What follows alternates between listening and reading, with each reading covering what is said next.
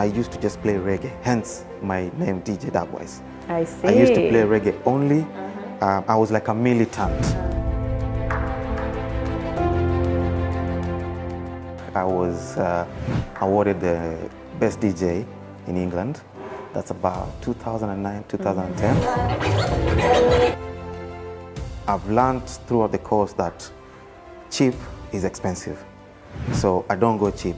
I will give you a good deal and I'll make sure I deliver to the letter.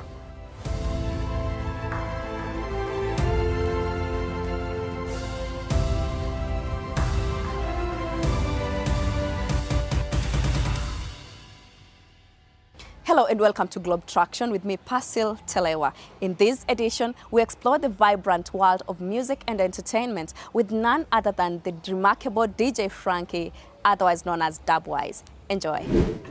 DJ, there you are, busy on the decks. How are you? Fine. Nice meeting you. Hi. Welcome to my office. Wow. Yes. This is a beautiful one. How do you teach a beginner?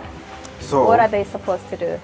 First things first, you have to know the music that's The loaded playlist. on the playlist. Yeah. Once it's all set, yeah. Yeah. Now, this is a software called Serato. They communicate from the mixer. Yeah. To the computer. Yeah, and back. Oh, okay. Yeah. Okay. So now, the first thing we have to do is load the song. Yeah. So you come to the crate here. You see. So you already loaded the song. It's already loaded. Yes. Yeah. Before you play it out, Yeah. you have to listen. Okay. Yeah. There you go. You're sure that that's the song you wanna play, and then. So now that's what's playing. Yeah. Now you have to prepare the next song. You come. You have to take it. So is 92 the volume or what? That's the pace. That's the beats. Oh, I see. Yeah, it's called BPM. Yeah. Yeah. You see that? Yes. That's a cue point. It's called a cue point. Yeah. So can you hear what's happening in your headphones? Yeah. Oh, Yeah? that is like the next song playing, Yeah. right? Yeah. So Okay. now once it, yeah. Oh, that's a new song now. So that's a new song. Yeah. So So then you how slowly fade it to the next side. Oh, so this is now cueing that song to Cueing play. you cue the next song, Okay. and once you're ready to play it, you fade it to the next slide, Oh. and you're good to go. And then I hear you guys do like this. So What is that? doing that, Yeah. there's two things. Yeah. There's the scratching, Oh, yeah. yeah, and the other one, if the song is coming in and you want it to transition cleanly, so you use this. That's what you do. There you go. Ah, DJ Persil on the decks right here. How do you market yourself? Obviously, there's the social media, Instagram, Facebook, of course, Snapchat. So I try and engage anywhere I find that I can be able to take advantage of. I join in, and then I just get followers. And of course, there's text messaging, there's WhatsApp. I use that. There's word of mouth. Word of mouth. I've got my website as well, djdubwise.com, Yeah. whereby people can go and see all the services that I get to offer. How do you know that the crowd is, vibing to your tune? Like they're really over the moon, enjoying? It's very important connecting with the crowd.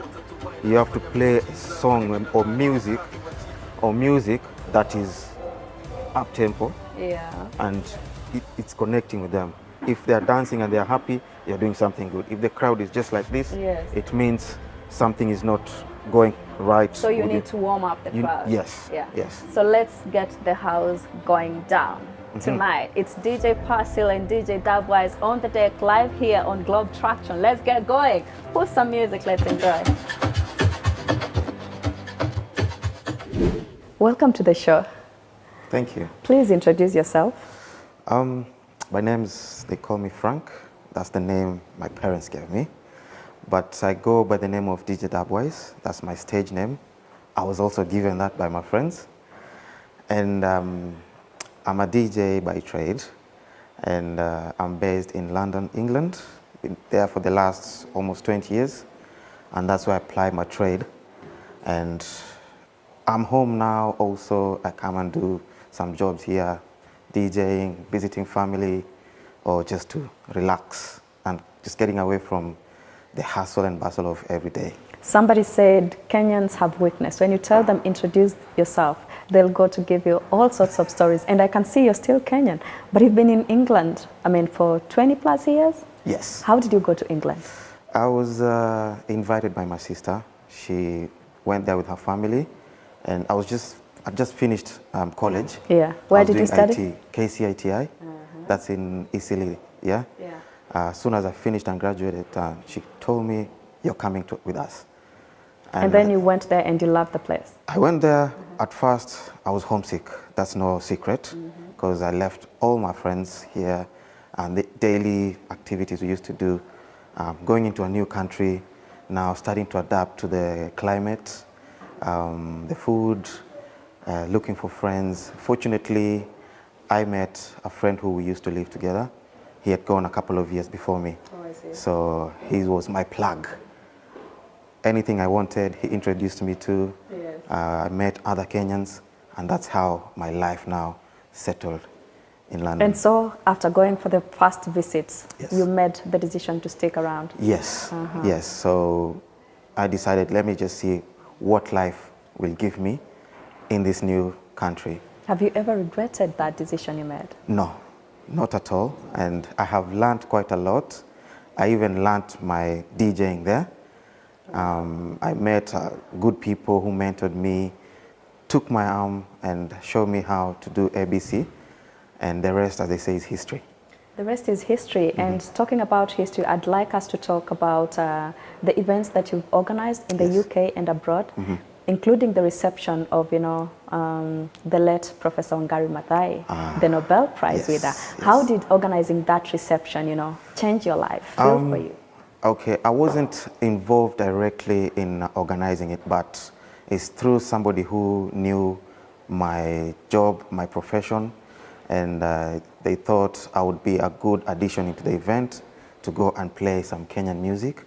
And it was an honor, a great honor to meet her, just to be part of the event. And that's something I'll never forget.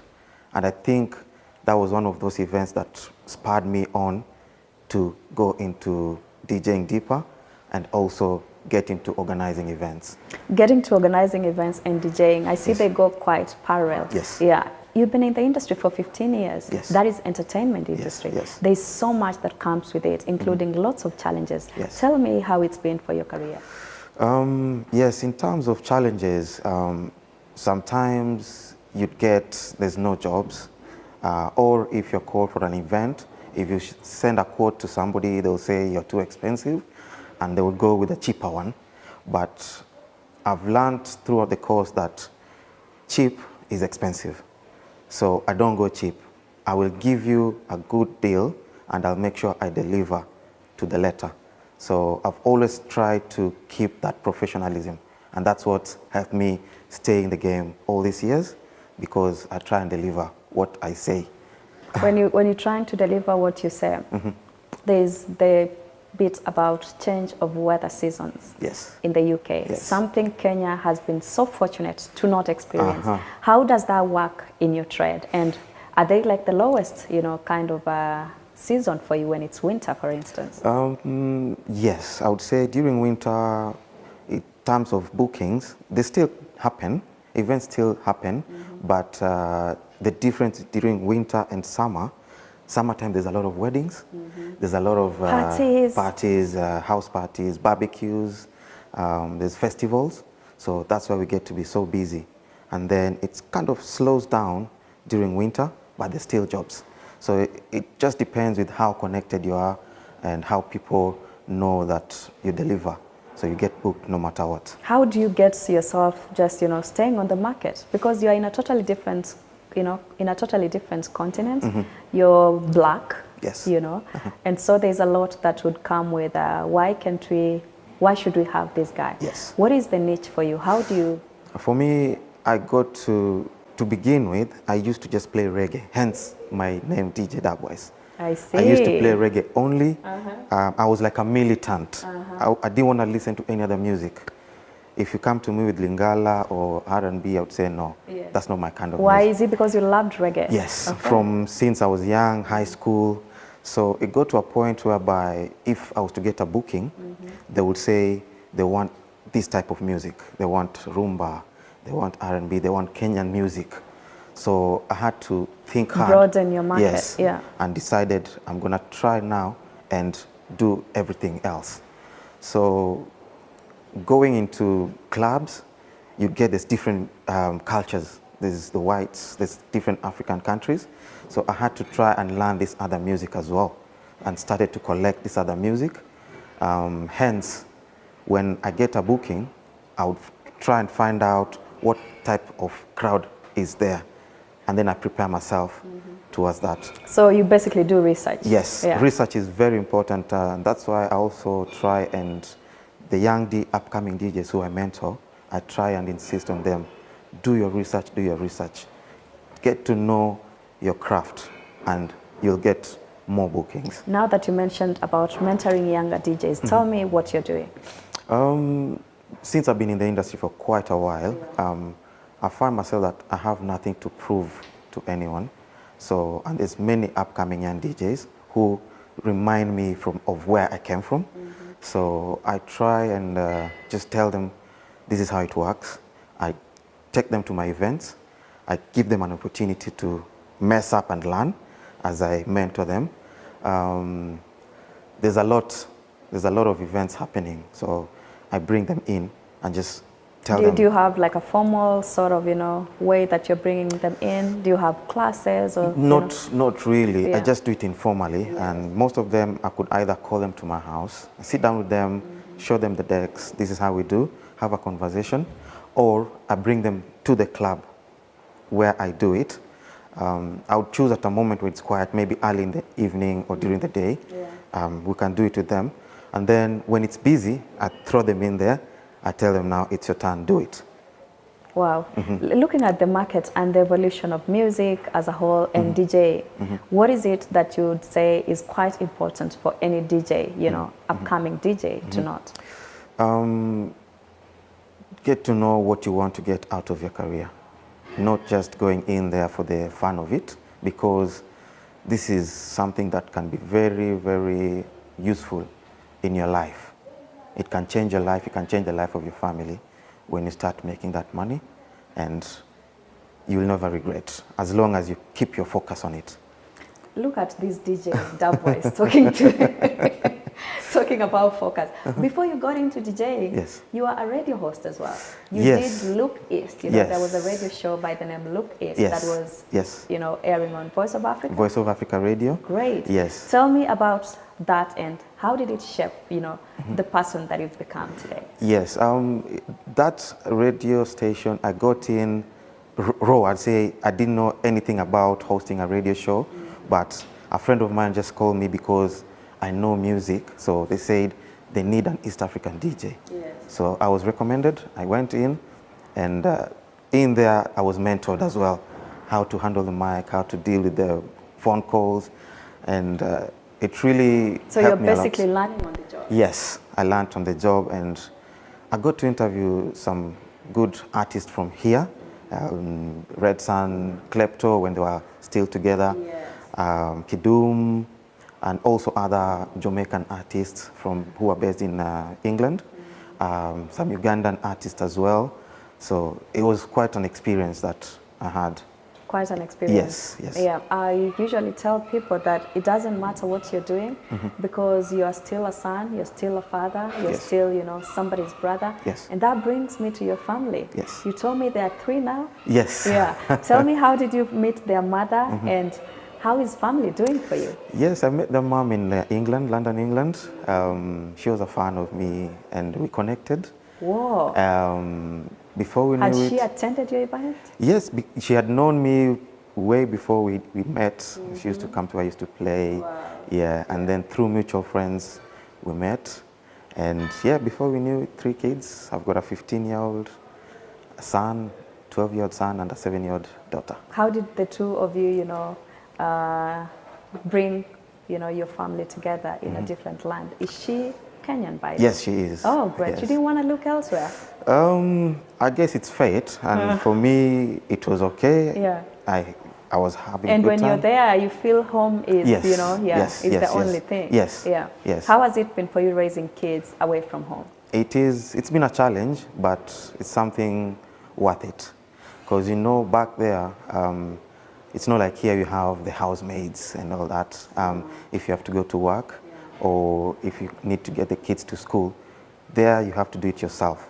But if you have to use a childminder, they call it childminder, it's not cheap. It's expensive. It's very expensive. Yeah. So you have to balance between, do you have to make money to pay for that, or how do you plan yourselves around and manage the family and the kids, dropping them to school, picking them up, working. So, but I'd say we were lucky because their grandma, the mother to their mom, is also based in there. Yes. So she Oh, was you're quite a so key. She was lucky. quite key Yeah. in terms of helping us, and that is one thing I never take for granted.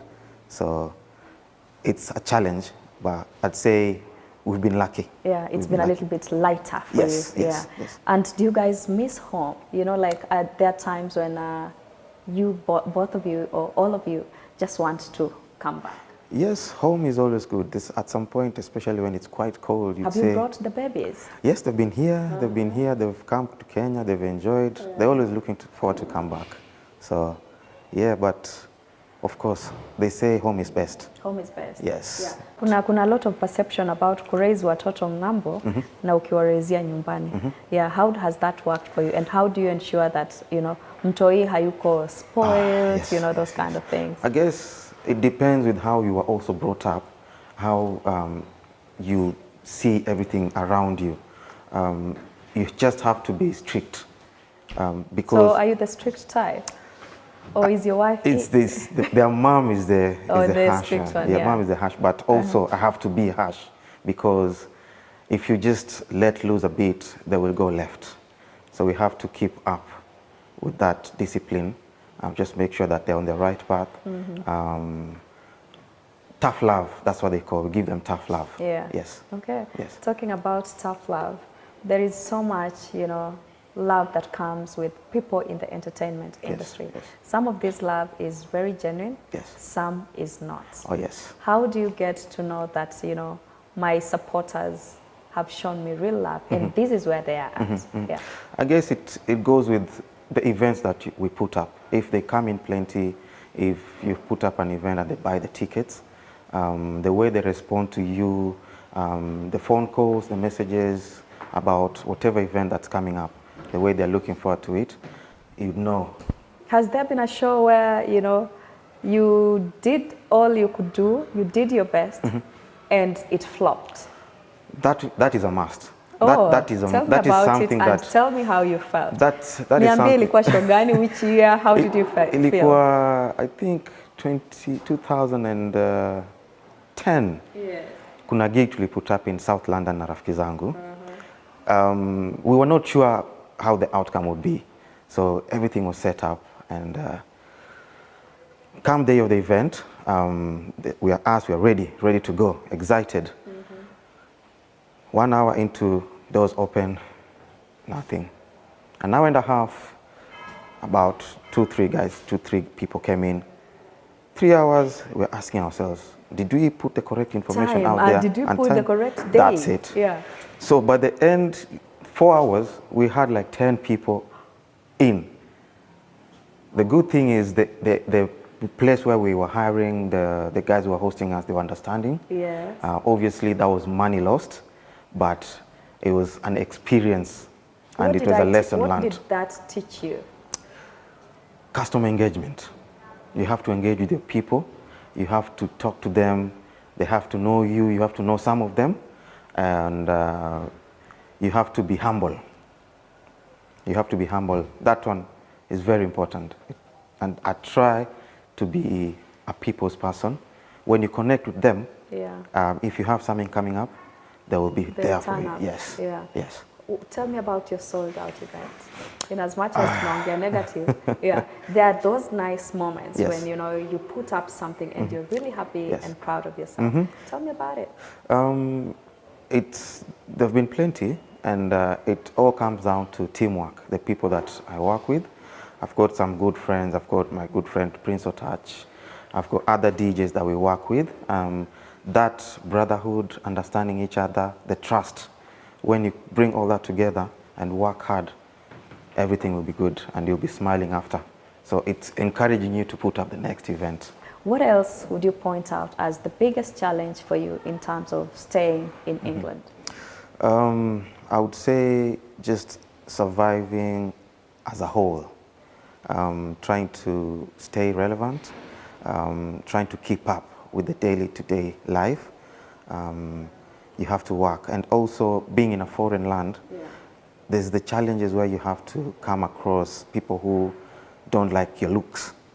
So you have to deal with that. I would say, racism is there. Any particular incident I would say myself, I haven't experienced it directly, but it's there, you can see it, people who go through it, people you know who have gone through it. The best thing is just to be yourself and to do your best in your particular area that you're doing, because there's people who would see, how is this person coming from abroad and is doing better than us? They're thinking he's come here to take ours. What belongs to us. Yes, that is the conversation that most of them do have. They've come here to take our jobs, they've come here to take our houses and all that, but we go there, we work hard for it, and we use the resilience that we've learned from back here from our parents, and that's what's been keeping us going. And they should also know that you also won some awards. Yes. Yeah. Tell us about your awards. Yes, I've been nominated for DJ Awards, and quite a while back I was awarded the best DJ in England. That's about 2009, 2010. And it's sort of a reminder of the hard work and the resilience that I've been putting in throughout the years, and also as a reminder of the people who've helped me. So every day I think, or I look at the trophies, I say, there's people who've helped me, and it's a reminder not to give up, just to keep striving and keep doing what I do. Yeah. If you answer DJ, what would you be? That's a good question. That's a good.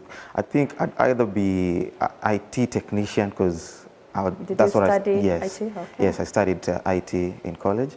I'd either be that or I'd be a lawyer, because my big sister is a lawyer, so I admire her so much. Oh, great. And so, but I think music chose me, and we're just doing fine. Are you just the two of you? Family, in our family, we're a family of 6. Yes. 3 boys and three girls. The sister that I used to follow, unfortunately, she passed on, but we are 3 boys, 3 girls.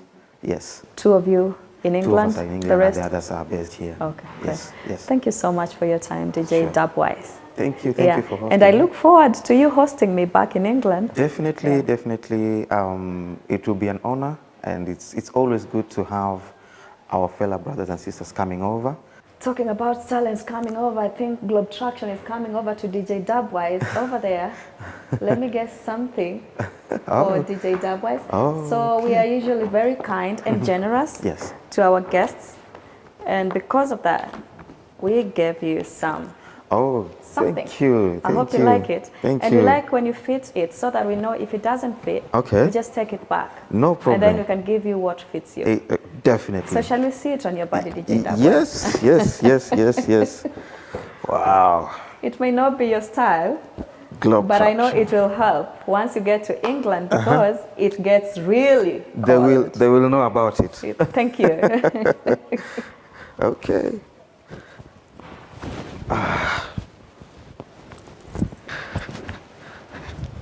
That's it. So I'm hoping you're feeling at home. Definitely. Yeah. Definitely. We love you from KTN. Thank you very much. And we encourage you to keep doing what you're doing. Thank you. Thank you. Thank you. Thank you very much. It's an honor, and looking forward for more of this. And thank you so much for your time. You're welcome. Yeah. You're welcome. Thank you. What a story and the vibe of a man who has not only raised the bar, but continues to nurture new talents, striving to bring his expertise back to his roots in Kenya. Thank you so much for watching Globe Traktion. Join us again next Saturday at 8:30 p.m. Kenyan time as we bring you inspiring stories of people making global impact. Remember, if you have a story to To share with us, please don't hesitate. Give us a write through Globe Traktion at standardmedia.co.ke or DM us on our social media platforms at Globe Traktion or at KTN News KE. You can also tap that follow button to me on my social media platforms at Persil Telewa on Facebook, Twitter, Instagram, YouTube, and TikTok for more amazing stories and more interaction. But until then, I hope to catch up with you again next time, same place, same time. Bye-bye for now.